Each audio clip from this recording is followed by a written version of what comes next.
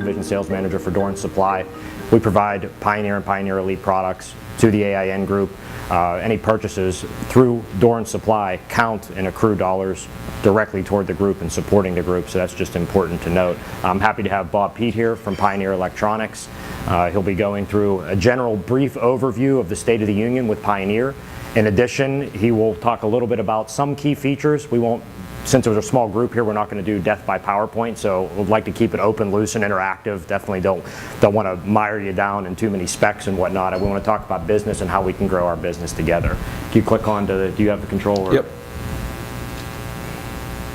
So obviously talked about, why buy through Dorrance. We know clearly we're not the only AV receiver line in the marketplace, for sure, and we're also not the only source for Pioneer or Pioneer Elite products. But as I said before, because we're tied directly with the group, we do have a nice freight program, and going forward in 2016, we're trying to leverage the buying power of the group where we get aggressive and go to Pioneer, and Bob's been great in working with us to say, hey, if we order 100 of these for AIN, what kind of price can you give us? And we're trying to leverage that relationship. So if there's opportunities to support us, especially when these special promotions come along, we greatly appreciate it. I know some of you use different brands, and I was an integrator for many years, used all the brands under the sun, but we're very, very happy with Pioneer. There's some features that Bob will talk about that lend themselves greatly to custom installation situations. So beyond that, Special, here it the is. special for the VSX90, as Rod was referring to, normal dealer cost on that, and this is factory direct dealer cost, is somewhere in the $430 range. So we bought in almost 100 of these units, and that's what it took to get to that price to support the group. But we wanted to step up and make sure we were doing that, and there are other opportunities going forward which we have discussed. So your support is greatly appreciated. I want to say thank you for a great 2015, and we look forward to a great 2016 going forward. And with that, I'll turn it over to Bob here. Thanks, Matt. Last March, I don't know if you guys have been reading the trades, but Onkyo Corporation bought the Pioneer Home Division, which is my division, the home AV receivers, Blu-ray products, speakers, and some components. So that kind of is interesting, I guess, dynamic with having a competitor buy you. For everybody out there, they probably don't notice any different because our entire sales team remained the same. We have our separate corporate offices in Long Beach, California. Onkyo has theirs in New Jersey. The goal of this, I guess, merger acquisition was to combine best practices. So right now, our sales, marketing, engineering staff remains the same. However, back office support, such as accounting, warehousing, part procurement, some manufacturing, has been combined to get some more efficiencies together. So it's kind of weird. Now Onkyo and Integra are considered kind of like our brother companies, and we're rooting for those guys. However, we have our own goals and our own company and our own ideas and our own product lines that'll move forward as Pioneer, and we're not really, rebadging the Onkyo product, become a Pioneer. We're keeping our own DNA across the board as far as how we go to market. So it's been pretty smooth. It's been almost a year now, and like I said, for Matt, he hasn't noticed much difference at all. Not at all, no. So, but just that's a clarification of where we're at right now. As far as kind of our sandbox where we play, it is really focused on home entertainment. Receivers become, or have always been, kind of our staple. We have receivers retailing from $250 all the way up to $3,000. We still do a lot with Blu-ray, even though streaming has become quite, I guess, the captive audience as far as how consumers are watching video. Guys are doing, high-performance theater rooms. Blu-ray is still the best option. It's still giving you the best picture performance. We're doing speakers from $129 a pair up to $1,400 a pair. And we still have some legacy audio components, which I'll hit on briefly. Most of you guys here are going to follow the Elite strategy because it's more of an integrator's product line. Elite's been around for about 30 years. It actually started as a higher-end Pioneer product, and we actually formed a club of maybe a dozen Elite dealers that were selling high-end Pioneer products. And after a couple years of selling high-end Pioneer products, we actually started badging the Elite, and it kind of took off on its own. But just some of the highlights here, it is limited distribution. You guys as AAN members are fast-tracked. We already pre-approved all you guys to become Elite dealers. So if you're not a dealer, what do you have, like a form to fill out? Yeah, there's a short form, and actually, since we are a small group, is everyone or anyone not doing Elite in here? Just I'll give you my card just to make sure you have it. Okay, before we leave, I'll make sure I just pass out a card real quick, so it's, you can keep it informal. I'll just hand it out to you guys.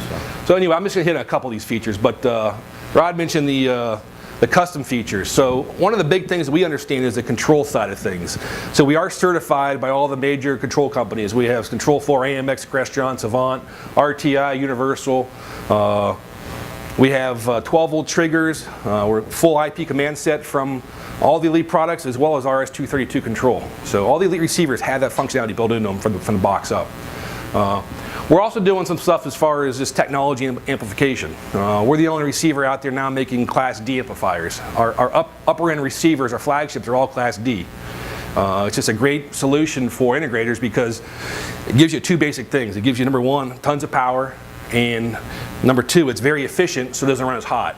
If you guys are installing receivers in cabinets and closets, these Class Ds are an awesome way to go because they don't get as hot as an AB switch amplifier does. And we also have a complete Dolby Atmos solution, which is kind of cool. I'm not going to kill you guys with this. This is just a brief overview of the line. So this is our I guess our first three Elite receivers. The 45 is a great little value. It's a 5-channel, fully networked as far as Wi-Fi, Bluetooth. You have all your streaming suites: Pandora, Spotify, VTuner, AirPlay, DLNA, ACC Connect, Microsoft Windows certified. It is HDMI 2.0 with 2.2, again with a full control complement that we talked about earlier. The VSX90 is a special that we've been talking about all show here. So this is kind of a killer deal on the VSX90. This truly is a very good value. At $700 retail, this is where we get in our 7-channel amp design, which gives you Atmos. So now we're into the 3D immersive sound, the object-based sound, which is, we're at the spear of the tip of this stuff taking off. Are you guys all doing Atmos now? No? Okay. It's been a little, I guess, rough start because right now there's only about 15 titles available, but it's starting to come. Netflix is starting to do their own series in Atmos. You'll start seeing now 15, 20 Blu-rays being released in Atmos. So I think right now we're at a good timing to start doing Atmos in your installs. But the 90 also has a couple other cool features. One is an HDMI matrix. So it actually has two HDMI outputs. They can be mirrored, so you can run one to projector and one to just an LCD flat panel, or you can actually run a multi-zone, where you're sending dish network to the main zone and you're sending a Blu-ray to the sub-zone, and it's full HDMI audio and video from the main receiver. We also get into some better design as far as our DACs and things like that. The SC91 in our lineup designates, the SC means Class D for us.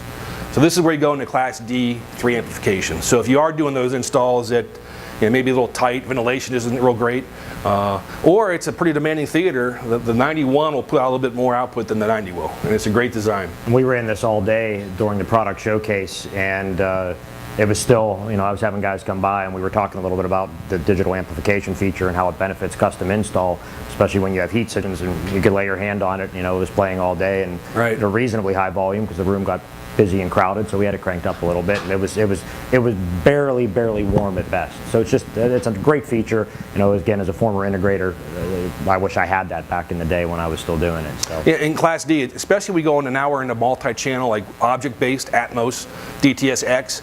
Now we're talking about driving, 7, 9, 11 channels of objects of information, and Class D gives you that power to each channel. When you're running an AB receiver and multi-channel environment at a pretty good level, that power supply can only keep up for so long. Class D can keep that power up for however long you need it. So Class D, we're talking about efficiency. About 90% of the juice from the wall you're pulling to that receiver is being used for sound. Our Class AB amps are 45 or 90, but half that's heat. So it's only about 50% efficient. So those Class Ds are actually very, very cool. We have 3 more Class Ds. These are our 9-channel amp configurations. So if you are getting into the more upper end installs, you need 9 channels of power. These are the receivers to go to. And we have some just different design philosophies as far as how these things go to market. The top two, the 97, 99, you'll see that they're Air Studio certified. That basically means that we've taken these 2 receivers to Air Studios in London, England, and basically have them take it apart and listen to it. And we designed these a little bit different to hit that Air Studio certification. So the integrity of these things is surpassed by nothing. They are truly well built, very powerful receivers. An Air Studio is, just for reference, is like a THX type. Yep. Essentially, they're certifying it, but they are more of an audio-based recording studio. They've recorded the Beatles and various different major artists, but that's why they use them. They know what things should sound like. And generally, back again when I was an integrator, I used to tell customers or clients, if you can get music right, you don't know what an asteroid smashing through a building at 10,000 miles an hour sounds like. You know what a guitar sounds like, and that's why they've gone Air Studios, right. Because of that. And actually, the genesis of the Air Studios relationship started with Class D. So our first Class D amplifier was the SC09. I'm talking about nine years ago, and it was a $7,000 receiver. And we were using ice power, and we were afraid that Class D wasn't musical enough for us. So we wanted to have kind of neutral ears listen to this for us. They actually helped us build our amplifier. So they helped us build our first Class D receiver. Since then, we've used them for other things, just a sounding board. Hey, how does this sound? I know one receiver in our 2-channel line a couple years ago, they had us replace all the screws with copper screws because we had a ground issue. And stuff like that, they help us with. So it's kind of a cool little story. The Pioneer receivers, I'm not going to go into much detail here, but we've got 3 Pioneer receivers. Kind of price point, I guess, focus is where these things are hitting. But if you do have just a basic receiver, I mean, the 530 is actually a kill little receiver. It'll play all day long, has Bluetooth, has 4 HDMI 2.0 with 2.2. We'll pass 4K through it. Once you get to the 830, 1130, you're better off going Elite. But it is, well built, mass appeal type product. A production builder, entry level. Right. We still have a full line of Blu-ray products. We know this has been a race to the bottom for some time. We build ours for performance, and we're not building them to have 1,500 streaming suites on them. If someone's watching a Blu-ray disc, we feel that you're going to get better picture quality and audio quality out of our players.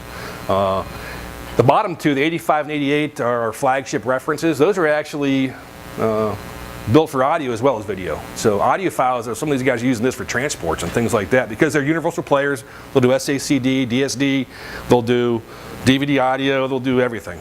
And again, we're building these for performance, not necessarily price points. But you will get your Elite type premium margins as well.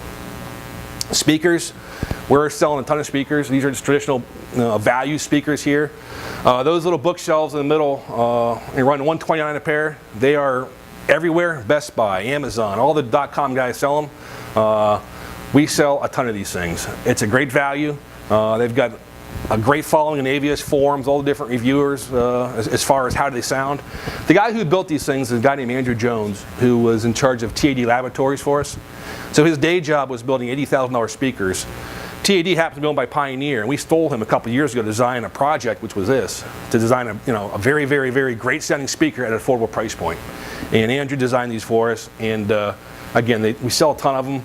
If you ever take a listen, they're $67 a pair. Just listen to them. Just bring them in and take a listen. Bookshelves, no floor standards, have some Atmos drivers on top. Andrew did these for us as well. We're hitting a little higher price points, but again, that completes the Atmos solution: a receiver, the Blu-ray, and the speakers to give you the immersive experience of Atmos. Last slide for you. We still do components. Matt brought a PL30 to the show on Thursday. So we are seeing some growth in this stuff. These have been in line for a while, and our growth in this category is it's crazy how much this is growing. So if you're doing some kind of audio, even turntables now, we just can't keep them in stock. So it's definitely catching on. I think that the hipsters kind of brought this back for us, and it shows no signs of slowing down.